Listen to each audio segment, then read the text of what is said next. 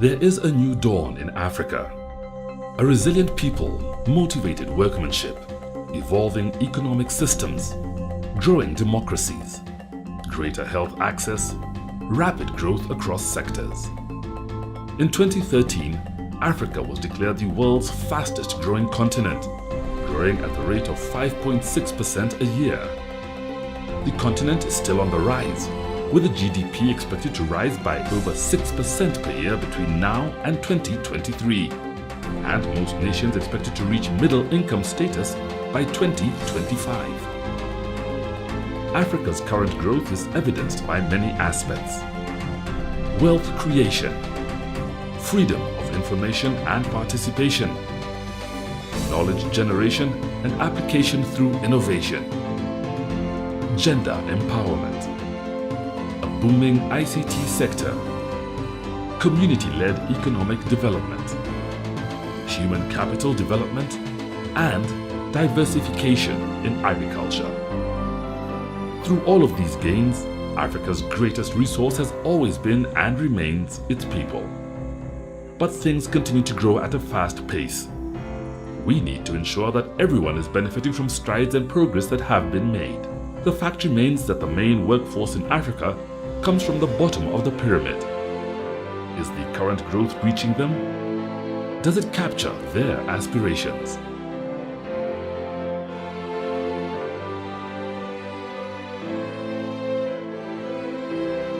I do work with an organization called Fikisha Kenya to rehabilitate street kids and the vulnerable and orphans. We identify kids who are ready to go back to school and then we give them education opportunity. Nafanya hii business ya mango na naipenda. Nimeifanya kwa miaka 7, kitu miaka 7 hiyo. Nikihustle hapo na pale pengine ninajikuta niko sawa. As a construction worker, my life has greatly improved because I have rented my own house. I fend for myself with the limited support from the parents. I work with an IT solutions company called Vibe Tech Systems. We get to provide solutions to especially startup companies that really need to be exposed to the world, and giving them a platform like a website, really puts them out there, and that's one of the reasons I really like doing what I do. Biashara yangu nimeifanya kwa 12 good years. Chenye kilibidi nianzishe biashara, wazazi wangu walifariki wote. Kabidi nianzishe ndio nijikumu kutunza watoto wenzangu. Siwezi acha hii, kwa sababu hii biashara ndio nimefanya tangu ningali na miaka 5 mpaka wa sasa hivi. The major challenge that the families undergoing, they are not feeling the development that people are talking about, that the country is developed, there's that economic growth. And it's a challenge because they're not part of this development. Kungekuwa na hiyo maendeleo, ingenisaidia hata kwa biashara yangu. Cause kwa barabara ingekuwa mzuri. Pale kwa stage nikishuka, wale wenye wananiletea kwa barabara watanilipisha bei nzuri, na watanilipisha bei nzuri pia mimi nitaweza kuuzia customer bei nzuri, so itakuwa imenisaidia pia. But sasa kwa sababu ukipanda ukienda ni bei kali, barabara ndio hiyo, mwenye barabara na kulipisha bei kali, unakuta hata wewe mwenyewe lazima upandishe vitu zako, so inakuwa hivyo. Sasa hizi vitu zina grow. Kai mboga tulikuwa tunanunua gunia 2500, sasa hizi tunanunua mboga 6000.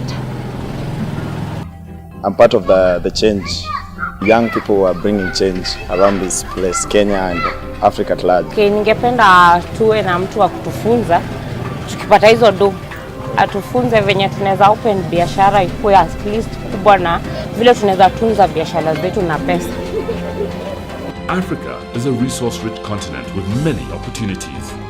Yet the divide between rich and poor continues to grow, with income inequality a major deterrent to equitable growth and wealth distribution.